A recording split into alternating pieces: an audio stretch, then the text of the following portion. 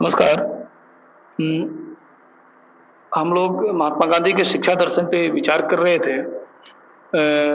पिछले 3 क्लास में हम लोगों ने इस पे विस्तार से चर्चा की थी और वो भी महात्मा गांधी का शिक्षा विचार जो उनकी जो प्रसिद्ध प्रसिद्ध पुस्तक है हिंद स्वराज, उसके उद्धरणों को पढ़ के हम लोगों ने उसका विश्लेषण करके देखने का प्रयास किया है। सीधे-सीधे गांधी जी से जुड़ने का यह प्रयास हम लोगों ने किया है कि उनकी भाषा में शिक्षा क्या था, वो क्या बोल रहे हैं, किस तरीके से बोल रहे हैं। बहुत इंटरेस्टिंग है यह कि हम लोगों ने महात्मा गांधी के दर्शन में बहुत सारे टॉपिकों को सीधे उद्धरणों से नहीं, हम लोगों ने उसे एक मोटे तौर पे समझने का प्रयास किया था। लेकिन शिक्षा विचार जो मुझे लगा कि ये अति महत्वपूर्ण विचार है, स्टूडेंट को यह थोड़ा गांधी जी की भाषा में ही समझनी चाहिए उन्हें कि वो क्या कह रहे हैं। हिंद स्वराज में जो कि शिक्षा विचार के लिए एक कुंजी के रूप में जानी जाती है, उसमें गांधी जी का जो स्पष्ट मत है उसको हम लोगों ने पढ़ के और फिर उस पे विश्लेषण करने का हम लोगों ने सीखने का प्रयास किया है। आज देखते हैं कि उनसे हम लोग पाठक क्या प्रश्न पूछते हैं और वो क्या जवाब इसका देते हैं। जब ये सारा प्रश्न हो जाता है और वो जवाब दे देते हैं कि तमिल कैसी हो, अंग्रेजी भाषा का क्या महत्व है, सभ्यता संस्कृति, प्राथमिक शिक्षा क्या हो, ये सब चीजें तो कुछ बातें आलोचना का ही स्वर उनका रहता है कि ये ना हो, ये ना हो। तो पाठक ये प्रश्न करता है गांधी जी से कि तब कैसी शिक्षा दी जाए। गांधी जी कहते हैं कि उसका जवाब ऊपर कुछ हद तक आ गया है, यानी कि जो जो शिक्षा जो हमें इथिक्स की शिक्षा दे वो शिक्षा हमारे लिए महत्वपूर्ण है। जो शिक्षा सभ्यता और संस्कृति के बारे में, हमारी सभ्यता और संस्कृति के बारे में है वह बताए, वो शिक्षा आवश्यक है। जो शिक्षा हमारे व्यवहारिक जीवन में उपयोगी हो वो शिक्षा हमारे लिए जरूरी है। वो शिक्षा जिसमें अनेकों विज्ञान की पढ़ाई हो और वो हमारे लिए उपयोगी ना हो, वो हमारे लिए उपयोगी नहीं हो सकती, इसलिए उस शिक्षा का विरोध किया गया है। अंग्रेजी शिक्षा के जगह पे मातृभाषा पे जोर दिया है महात्मा गांधी ने और यह कहा है कि जो भी हम जानना हो, हमें जो तामील हासिल करनी हो वो मातृभाषा में हमें लेनी चाहिए, न कि अंग्रेजी भाषा में। अंग्रेजी भाषा को उन्होंने गुलामी का प्रतीक बनाया है, बताया है और इसके लिए जिम्मेवार अंग्रेजों की बजाय हिंदुस्तानियों को उन्होंने बताया है। अब पाठक ये प्रश्न करता है कि तब कैसे शिक्षा ली जाए। वो कहते हैं कि बहुत सारा जवाब तो ये आ गया जो अभी चर्चा हुई। फिर वो कहते हैं कि फिर भी इस सवाल पर हम और विचार करें। मुझे तो लगता है कि हमें अपनी सभी भाषाओं को उज्ज्वल शानदार बनाना चाहिए, यानी कि जितनी भी तरह की भाषाएं भारत में बोली जाती थी उस सबको उन्होंने उसका जीर्णोद्धार या वो ऐसा नहीं मानते कि हमारी भाषा खराब थी या वो सुप्त हो चुकी है।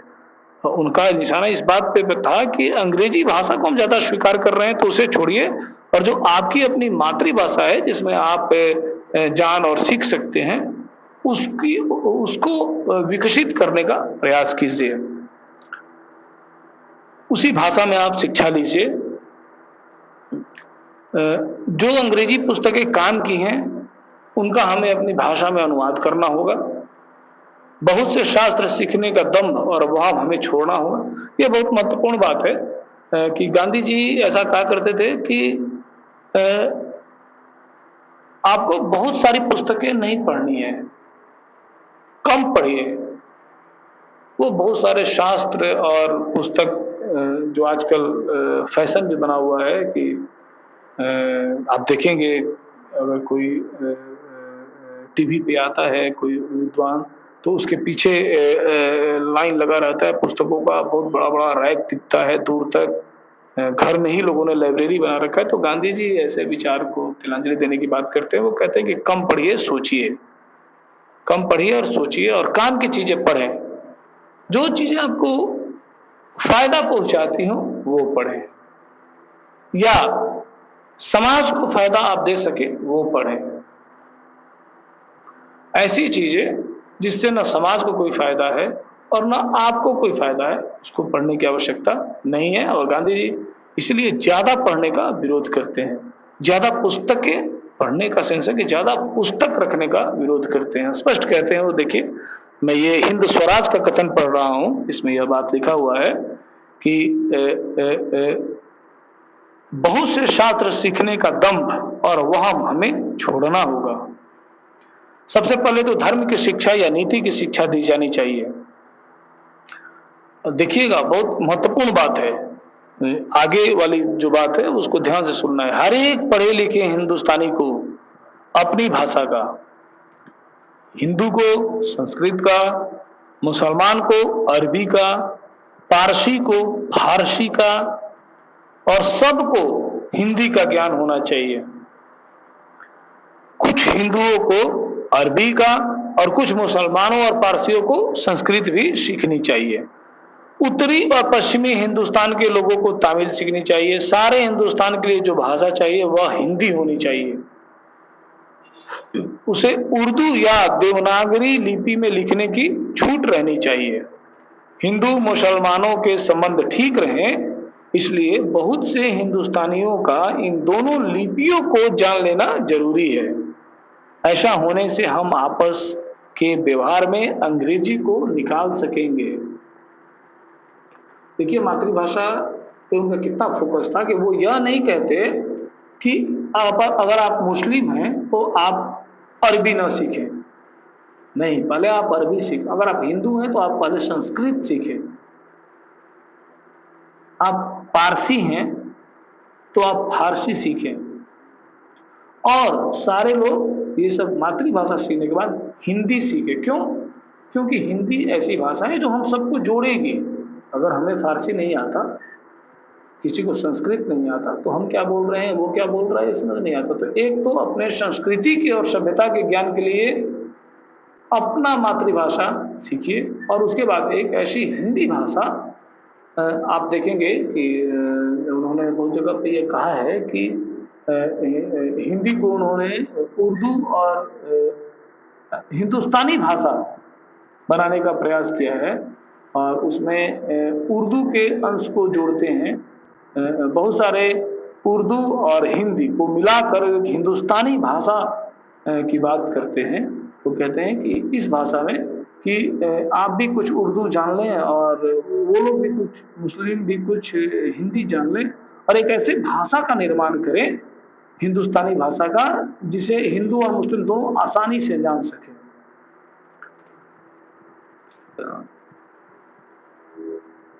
फिर धर्म की शिक्षा और नीति की शिक्षा देने पर इन्होंने जोर दिया है। और लिपि की भी बात है कि उर्दू और हिंदी दोनों में लिखने की छूट होनी चाहिए।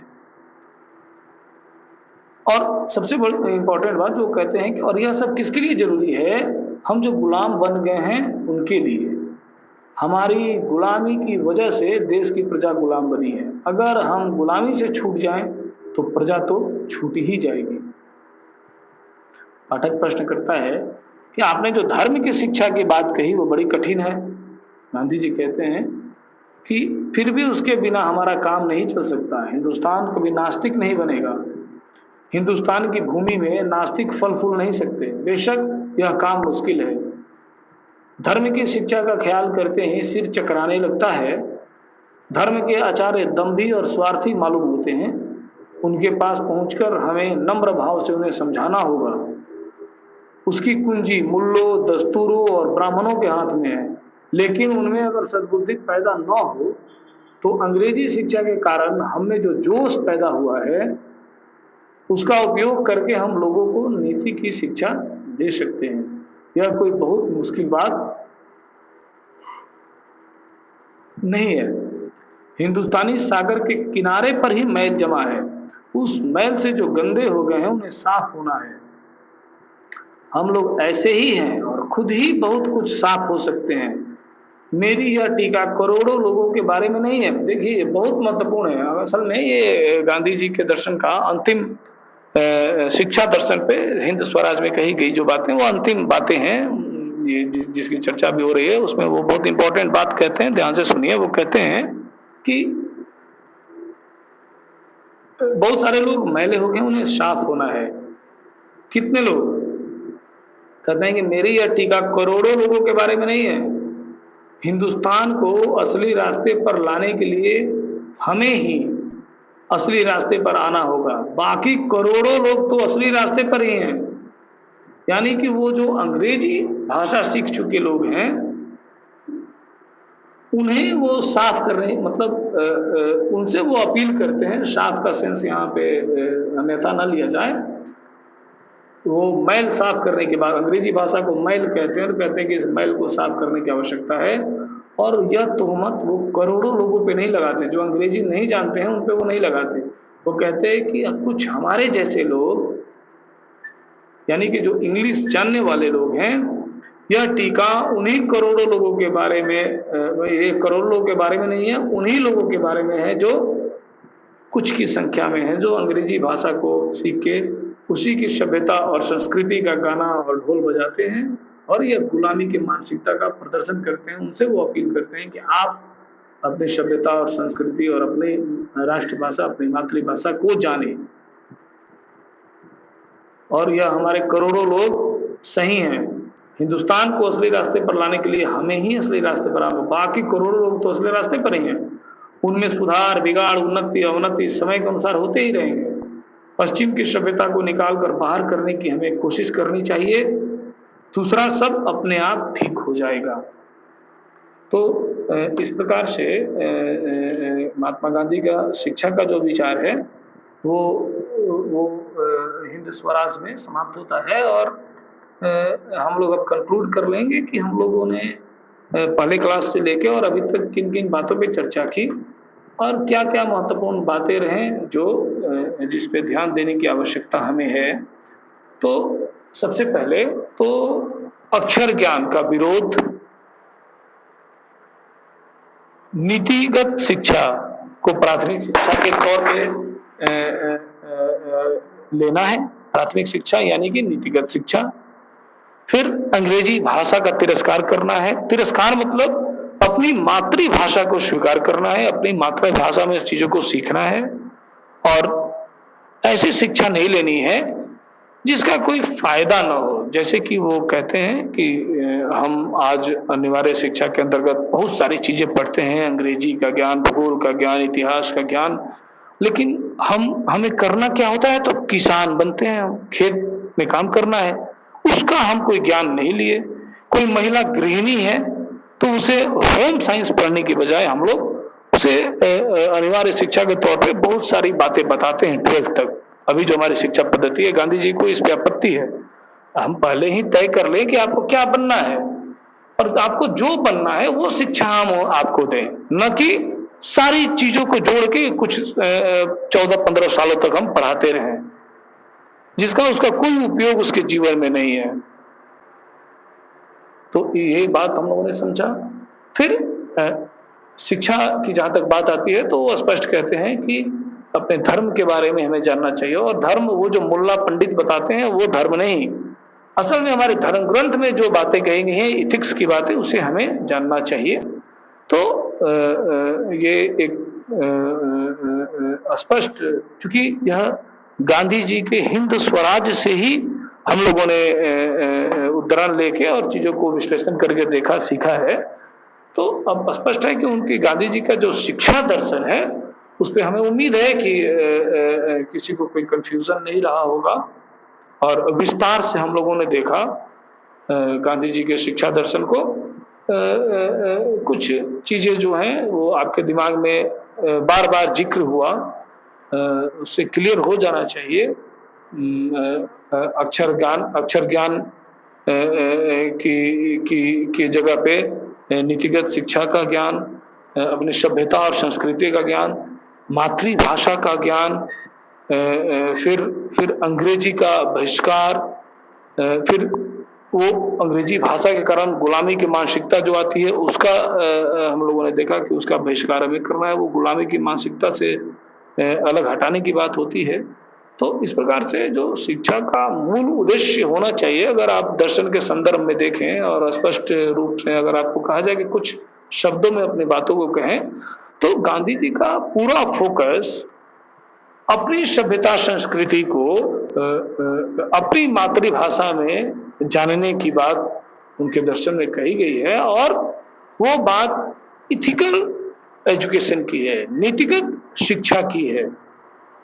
और नीतिगत शिक्षा के बाद व्यवहारिक शिक्षा, यानी कि हम जो फायदा पहुंचा सके हमें और समाज के लोगों को, वैसी शिक्षा अगर हम लेते हैं तो वो शिक्षा असल मायने में शिक्षा है। धन्यवाद।